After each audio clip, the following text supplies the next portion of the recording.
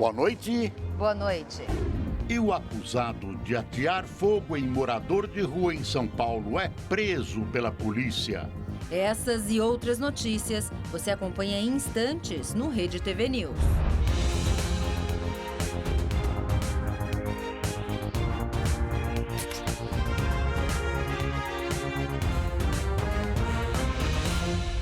Hoje, o presidente Jair Bolsonaro passou por exames de rotina no Hospital da Força Aérea Brasileira, em Brasília. O Planalto não deu mais detalhes. O presidente deixou o Palácio da Alvorada ainda pela manhã para ir ao Hospital da Força Aérea Brasileira. De acordo com o Planalto, Jair Bolsonaro foi submetido a exames de rotina. Após os exames, o presidente cumpriu a agenda normalmente. No mês passado, Bolsonaro foi 2 vezes ao Hospital da Força Aérea Brasileira. No dia 11 de dezembro, o presidente retirou uma mancha da orelha para uma biópsia. Poucos dias depois, a possibilidade de câncer de pele foi descartada. Já no dia 23, o presidente deu entrada no hospital depois de sofrer um acidente doméstico. Ele passou a noite em observação e foi liberado no dia seguinte. Olha, alegando questões de segurança, o presidente Bolsonaro cancelou sua ida ao Fórum Econômico em Davos, na Suíça. O presidente Jair Bolsonaro sancionou hoje a lei que transfere o Conselho de Controle de Atividades Financeiras, o COAF, do Ministério da Justiça para o Banco Central. O texto original da medida provisória que originou a lei alterava o nome do COAF para Unidade de Inteligência Financeira. Mas o Congresso rejeitou a mudança. O órgão é responsável por identificar transações financeiras suspeitas para a prevenção e lavagem de dinheiro. E também faz a ponte aí com entidades nacionais e internacionais que tenham relação com essas atividades. O Tribunal Superior Eleitoral rejeitou por unanimidade um recurso apresentado por um consórcio que participou da licitação para a compra de novas urnas eletrônicas. A concorrência ocorreu em setembro do ano passado e terminou sem vencedor. A presidente do TSE, ministra Rosa Weber, já havia negado o recurso de forma provisória em dezembro e decidiu levar o caso ao plenário. Hoje, em sessão extraordinária, o colegiado entendeu que não tem competência para revisar a decisão. Com isso, o recurso não chegou a ser julgado. Porém, a Corte abriu prazo para que as empresas do consórcio que recorreu e também outra que havia sido desclassificada apresentem novas propostas. O prazo é de até 8 dias úteis. As duas concorrentes deverão ajustar os projetos de acordo com os padrões legais e técnicos exigidos pelo edital de licitação para que uma nova concorrência possa ser realizada. O TSE quer substituir os modelos de 2006 e 2008 das urnas eletrônicas, considerados ultrapassados. A expectativa é comprar 180 mil novos equipamentos para utilização nas eleições municipais de outubro. Tem muita gente que acha que o voto em urnas eletrônicas deve ser acompanhado por uma cédula de papel. Essa história da perfeição técnica e segurança das urnas aqui no Brasil não convence quando a gente sabe que hackers invadem até os computadores do Pentágono. O governo federal vai financiar pesquisas na área de segurança pública. 10 milhões de reais serão destinados ao programa. O anúncio do Programa Nacional de Cooperação Acadêmica em Segurança Pública e Ciências Forenses foi feito pelos ministros da Justiça, Sérgio Moro, e da Educação, Abraham Weintraub. Serão investidos 10 milhões de reais em bolsas para pesquisadores que desenvolvam estudos de mestrado, doutorado e pós-doutorado com soluções para a área de segurança pública. O valor da bolsa, que será concedida por meio da Coordenação de Aperfeiçoamento de Pessoal de Nível Superior, a CAPES, vai variar de R$ 1.500 a R$ 4.100. O edital com as regras será publicado nos próximos dias. E a safra brasileira bateu recorde em 2019. Segundo o IBGE, a produção agrícola atingiu 241 milhões e 500 mil toneladas de grãos. O número indica um crescimento de 6,6% em relação a 2018. Arroz, milho e soja foram os principais produtos colhidos no ano. um belo resultado. A agricultura brasileira, mais uma vez, mostra a sua capacidade técnica e empresarial das mais importantes do mundo. Acontece que um país como o Brasil não pode ser apenas um produtor e vendedor de produtos agrícolas, de commodities. Tem de avançar na tecnologia e vender também produtos industriais para o mundo. Senão, nós acabamos ficando para trás. Um consórcio ofereceu 1 bilhão e 100 milhões de reais e venceu a maior licitação de rodovias já realizada no Brasil. A abertura dos envelopes aconteceu esta manhã na Bolsa de Valores de São Paulo e contou com a presença do governador João Dória, do PSDB. A empresa vencedora da licitação ofereceu um ágio de cerca de 7.200% e venceu o leilão do trecho Piracicaba-Panorama, conhecido como PIPA. São Paulo já tem 19 das 20 melhores rodovias do Brasil e agora caminha com a PIPA para ter 20 das 20 melhores rodovias do país. O lote do controlador rodoviário de 1.273 quilômetros liga a região de Campinas à divisa com Mato Grosso do Sul, cortando 62 municípios até o extremo oeste do estado. A concessão de 30 anos prevê investimentos de 14 bilhões de reais para a infraestrutura rodoviária. O contrato também estabelece desconto nas praças de 20 pedágios para os usuários frequentes. O governador João Dória prometeu concluir todas as estradas que estão com obras paralisadas e realmente está buscando esse objetivo. Essa nova estrada tem um amplo sentido econômico e completa a malha viária de São Paulo, que é a melhor do país. Só que é preciso um cuidado maior com os preços dos pedágios, que andam bastante salgados. Uma pesquisa da Confederação Nacional da Indústria aponta que o índice do medo de perder o emprego caiu no fim do ano passado. Segundo a entidade, a melhora está relacionada à recuperação da economia no último trimestre.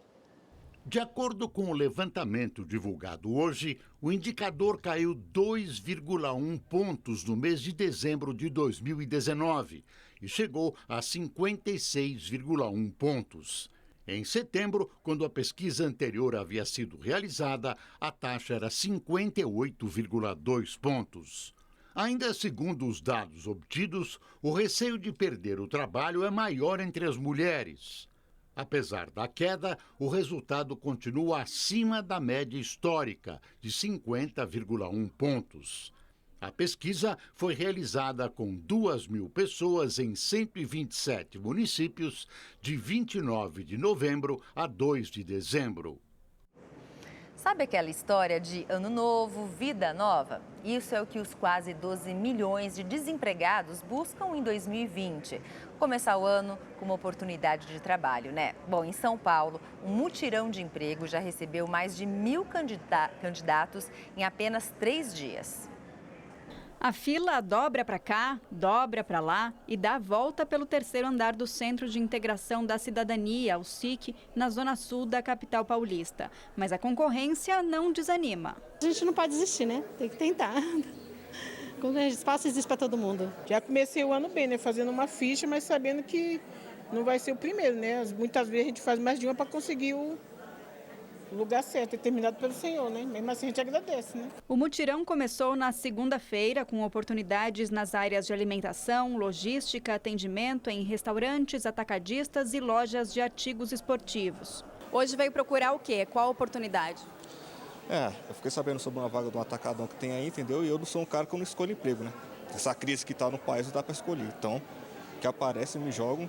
E se por acaso o candidato não tiver a qualificação necessária para a vaga, ele pode se inscrever para cursos gratuitos ali mesmo. Muitas vezes a gente entra em contato com as empresas pega um diagnóstico do que elas precisam, de qual área que elas têm demanda para emprego e a partir daí nós oferecemos os cursos. Então fica um trabalho bem completo de inclusão das pessoas no mercado de trabalho. Por aqui já passaram 1.050 candidatos desde o começo da semana para 60 vagas ofertadas. 35 já foram contratados e para hoje, então, restam mais 25 possíveis contratações. O salário varia de R$ 1.300 a R$ 2.000. Uma oportunidade para começar o ano de vida nova. Ano novo, vida nova, sempre é o pensamento, né, do brasileiro, né? E não desistir nunca, e ir em frente. Segundo o último levantamento do IBGE, o estado de São Paulo foi o único a registrar queda na taxa de desemprego no terceiro trimestre de 2019. Neste período, a taxa de desempregados caiu de 12,8% para 12%. Já a taxa de desemprego no país encerrou o trimestre em novembro em 11,2%, atingindo quase 12 milhões de pessoas. Para a Rose, o primeiro passo do ano já foi com o pé direito. Depois de 2 anos desempregada, saiu da entrevista pré-aprovada e sorrindo com passaporte para a segunda etapa. Como é que foi?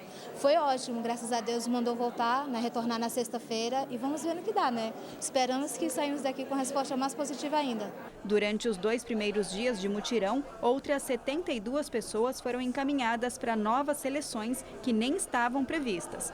Por causa da grande procura, o SIC, da Secretaria de Justiça e Cidadania, em parceria com a Secretaria de Desenvolvimento Econômico, já planeja novos mutirões de emprego a partir da semana que vem. Além dos salários atrasados, servidores de Duque de Caxias, na Baixada Fluminense, agora estão com os nomes negativados. A Prefeitura não teria repassado o pagamento das parcelas de empréstimos consignados à Caixa Econômica Federal. Com os salários e o 13º atrasados, servidores públicos das áreas da saúde, educação e aposentados protestaram em uma praça em Duque de Caxias, na Baixada Fluminense.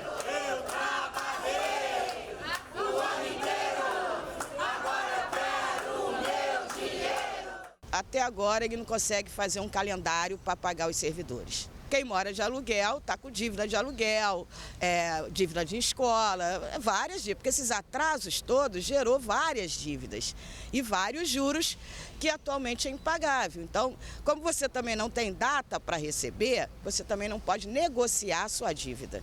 Por conta do atraso nos salários, muitos servidores e aposentados tiveram que recorrer aos empréstimos consignados, que são descontados na folha de pagamento. Mas, segundo os funcionários públicos, a Prefeitura recolhe as parcelas no contra-cheque, mas não repassa ao banco. Com isso, eles estão com o nome negativado. Quem autoriza a gente a ser descontado na fonte é a própria Prefeitura. E eles tiram do nosso salário. E essa parte do dinheiro também a gente não recebe. É direto na fonte do desconto. Então, onde está esse dinheiro? A gente precisa ter uma auditoria nas contas públicas. Nós já fomos até a LERJ, já pedimos aos deputados, nós já fomos até o TCE, já pedimos isso, já protocolamos os pedidos. Agora, cabe a esses dois setores nos ajudar, pressionar para que essa auditoria aconteça. Dona Maria de Fátima é outra que também está com o nome sujo. Depois de 32 anos de serviços prestados ao município, ela afirma que há 4 meses recebe cartas da Caixa Econômica Federal informando que as parcelas do empréstimo não foram pagas. Eu me doei esses anos todos pela Prefeitura de Duque de Caxias, trabalhando pela saúde. E quando chega agora, meu nome está arrastando na lama. Eu não tenho as coisas, eu tenho que ficar dependendo dos outros para poder me dar alguma coisa, para mim até me alimentar. Para este advogado, especialista em direito administrativo, se confirmadas as acusações, a Prefeitura de Duque de Caxias está cometendo crime de apropriação indébita. Além de ser um crime grave de apropriação indébita, além de ser um ato de improbidade administrativa dos gestores, é um crime de responsabilidade que pode levar ao impeachment do prefeito de Duque de Caxias. Em nota, a Prefeitura de Duque de Caxias disse que realiza mensalmente o pagamento dos empréstimos consignados à Caixa. Já em relação ao 13º salário, afirma que já pagou parte aos servidores e aposentados. Disse também que já pagou os salários de dezembro. Também em nota, o Tribunal de Contas do Estado informou que desde 2017 vem apontando o déficit previdenciário do município. A Justiça do Rio de Janeiro determinou, veja só, que a Netflix retire do ar o especial de Natal do Porta dos Fundos. O filme provocou polêmica no fim do ano, passando a retratar Jesus Cristo como homossexual. O repórter Tony Vendramini tem mais informações ao vivo. Boa noite, Tony.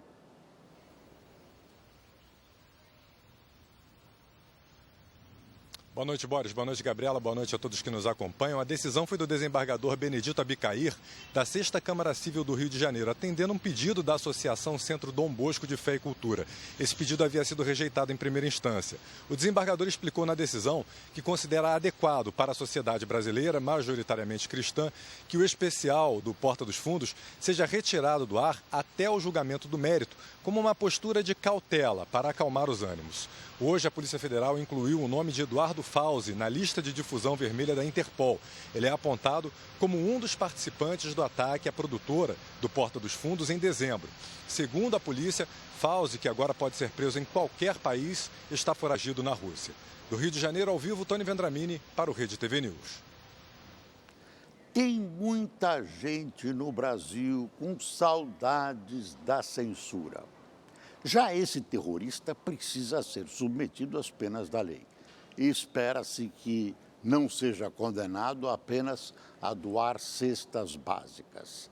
Para a prisão é onde ele deve ir. E é a linguagem que os terroristas entendem. Os focos de queimadas na Amazônia cresceram 30% em 2019. É o que revelam os dados do Programa de Queimadas do Instituto Nacional de Pesquisas Espaciais, o INPE. No total, em 2019, foram registrados mais de 89 mil focos de queimadas, contra pouco mais de 68 mil em 2018. O Pantanal foi a região que teve a maior alta, quase 500%, com 10 mil registros de queimadas. O ano mal começou e a região metropolitana do Rio de Janeiro já registra 2 mortes por bala perdida.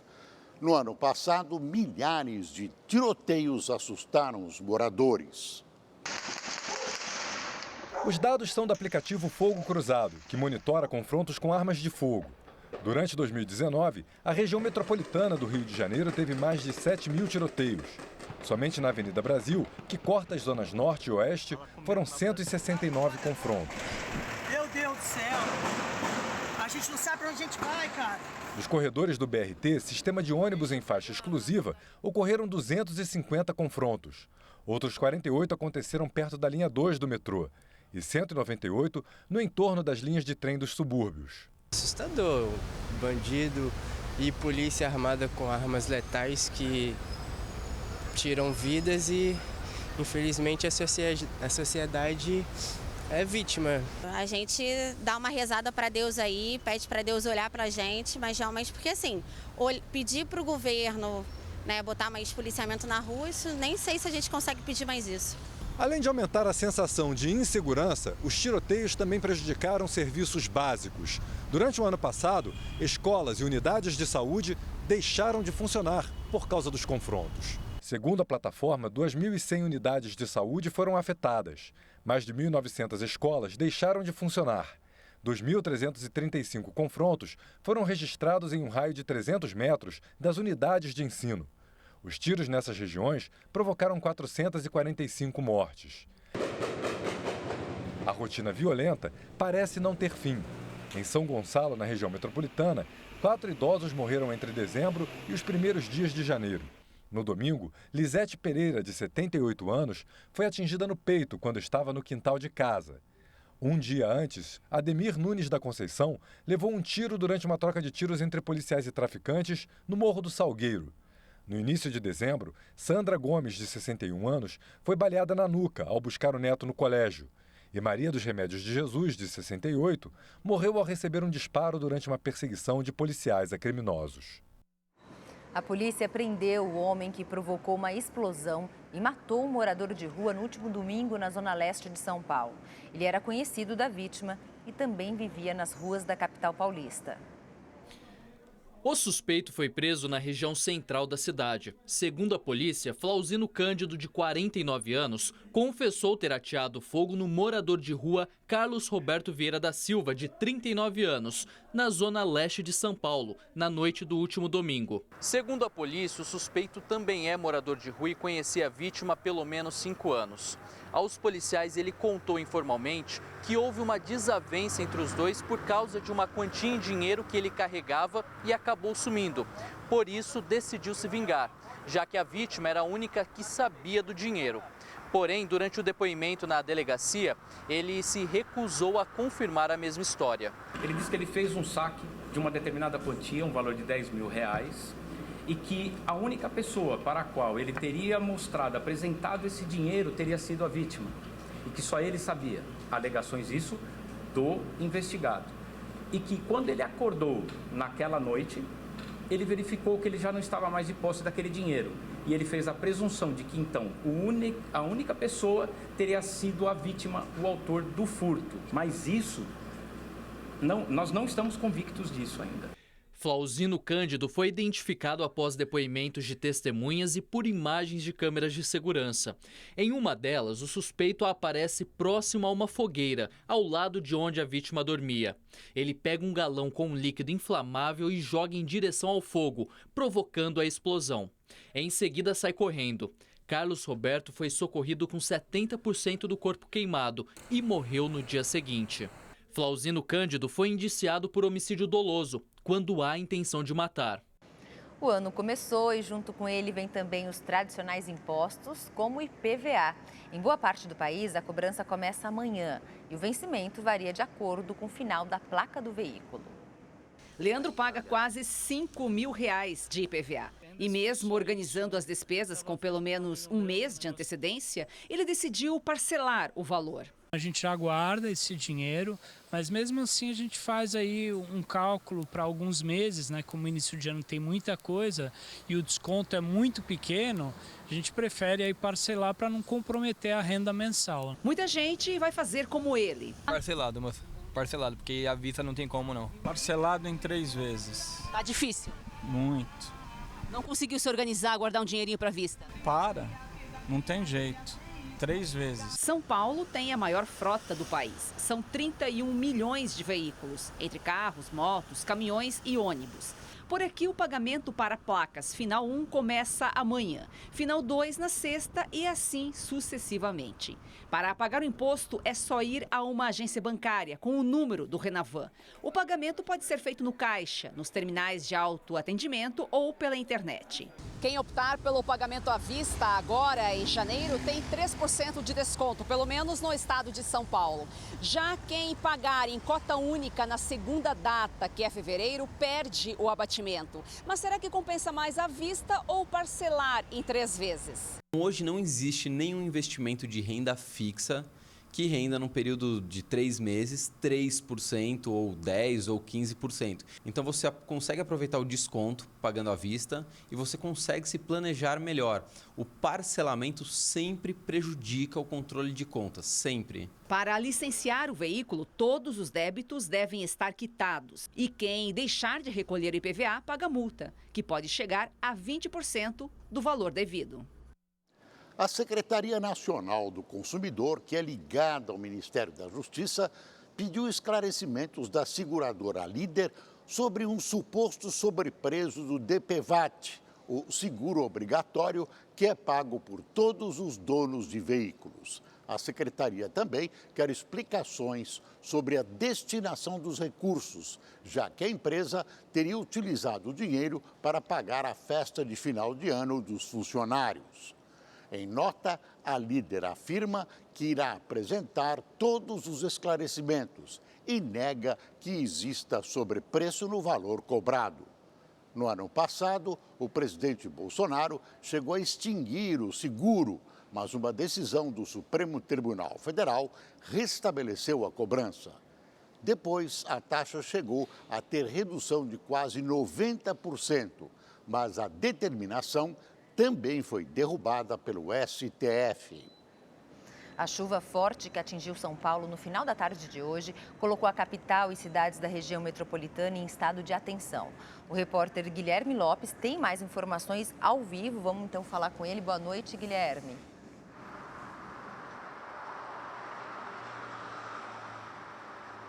Olá, Gabriela Borges, boa noite a vocês, boa noite a todos. Pois é, a chuva que atingiu a capital paulista e as cidades da Grande São Paulo tem causado vários transtornos para quem está tentando voltar para casa ainda, viu?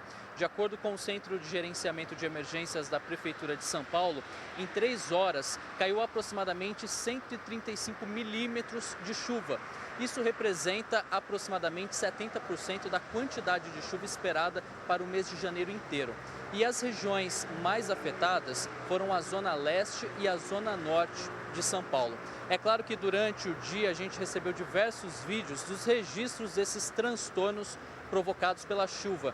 E você pode acompanhar aí, a gente vê ruas e avenidas completamente alagadas, carros sendo arrastados pela enxurrada. Em determinados pontos, a altura da água chegou a 1,5 metro. A gente também tem uma imagem da cidade de Mogi das Cruzes. O terminal central de Mogi ficou completamente alagado.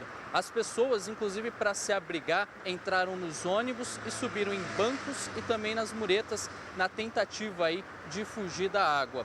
Já na cidade de Ferraz de Vasconcelos, a agência de um banco também foi tomada pela água.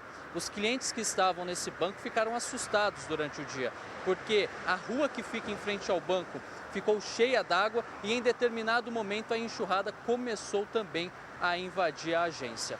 De acordo com o levantamento do Corpo de Bombeiros, que foi atualizado há pouco, nessas 3 horas de chuva foram registrados 89 pontos de alagamentos, desmoronamentos foram 21 e 55 quedas de árvores.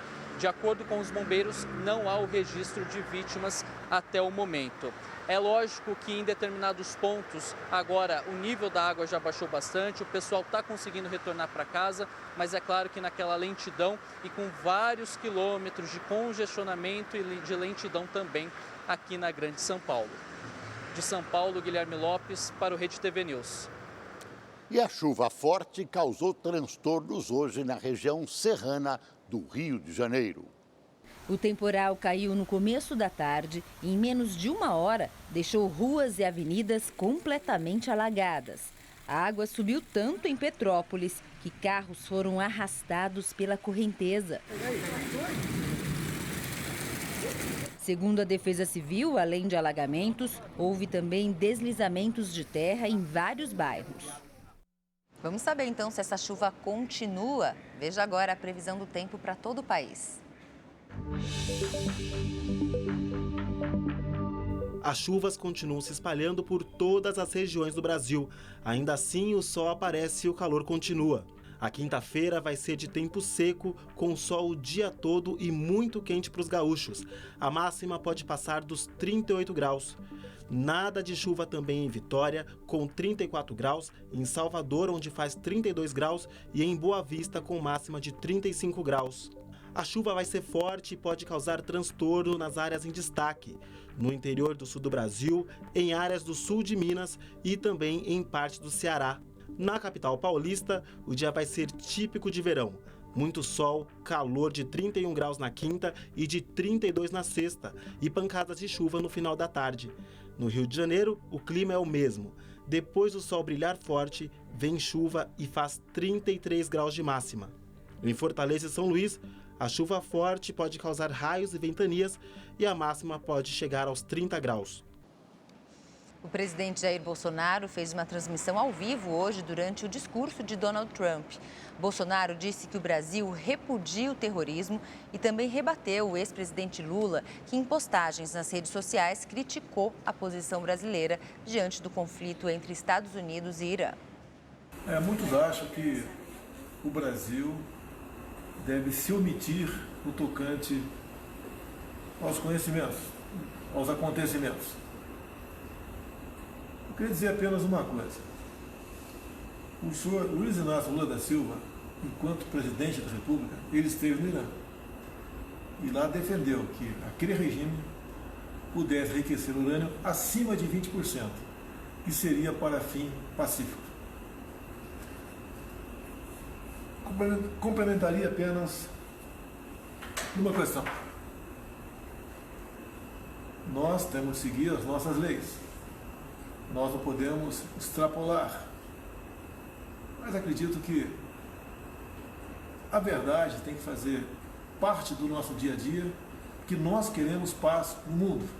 Repito, o senhor Lula, enquanto presidente, esteve no Irã e lá defendeu, naquela época, junto ao senhor Ahmadinejad, que aquele país enriquecesse o urânio acima de 20%, que era para fins pacíficos. A nossa Constituição aqui, diz o artigo 4º, a República Federativa do Brasil rege-se nas suas relações internacionais pelos seguintes princípios: a defesa da paz e no repúdio ao terrorismo. E agora o esporte. Hoje foi o dia de apresentação de técnicos do futebol nacional, que vai ver agora 2 estrangeiros assumirem clubes tradicionais e de destaque. Além disso, tem negociação envolvendo o Corinthians e até o Barcelona tentando tirar um jogador do Palmeiras.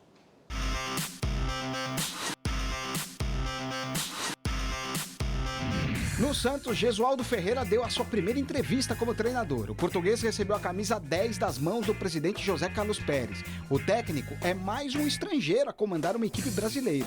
Essa transformação que está a acontecer não tem a ver com o futebol brasileiro, nem tem a ver com o treinador, nem o português, o brasileiro ou o italiano. Tem a ver com a globalização do futebol. Mudou. As coisas mudaram. Já não é igual. Quem também terá um treinador gringo é o Atlético Mineiro, que apresentou oficialmente Dudamel. O venezuelano, que foi técnico da seleção do país, assinou por 2 temporadas e já definiu seu objetivo no clube. Teremos muito trabalho pela frente e isso é fundamental. Mas o mais importante de tudo é poder recuperar a ânsia pela vitória. El deseo, el hambre de triunfo. A novela Michael ganhou mais um capítulo. Interessado no atleta desde o final da temporada, o Corinthians anunciou o encerramento das negociações com o Goiás. Quem entrou na disputa pelo atacante foi o Flamengo. O clube carioca se reuniu com representantes esmeraldinos e ofereceu 7,5 milhões de euros. O clube de Goiânia pede 8 milhões para fechar o negócio. O Palmeiras recebeu uma proposta oficial do Barcelona pelo volante Matheus Fernandes. O clube espanhol está disposto a pagar 27 milhões de reais pelo atleta de 21 anos. A diretoria do Alviverde detém 75% dos direitos do atleta e estuda a oferta. O Rede TV News fica por aqui. Uma ótima noite para você. Boa noite, até amanhã.